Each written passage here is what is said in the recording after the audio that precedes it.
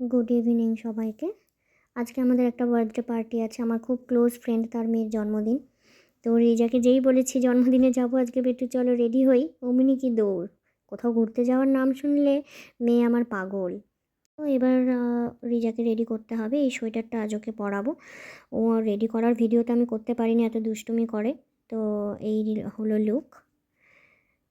হাত মোজাগুলো আমি হঠাৎই ম্যাচিং পেয়ে গেছিলাম বলে ওকে পরিয়ে দিলাম। যা ঠান্ডা পড়েছে না, কয়দিন ধরে রোদের মুখই দেখা যাচ্ছে না, এত ঠান্ডা। তো ওকে পুরো প্যাকড করে দিয়েছি, মাথায় টুপি, হাত মোজা, পায়ে জুতো, মোজা, সব কিছু এভরিথিং আমি ওকে পরিয়ে দিয়েছি।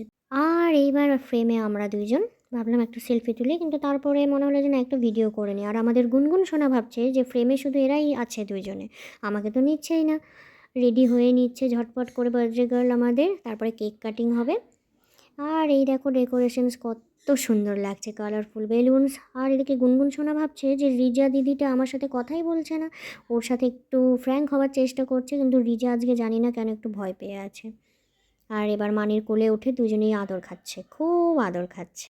রিজা মামাইদের কোলে উঠে বেশ এনজয়ই করছে, মামাগুলো গান বাজনা বাজাচ্ছে আর রিজাকে নিয়ে নাচানাচি করছে, দারুণ ব্যাপার।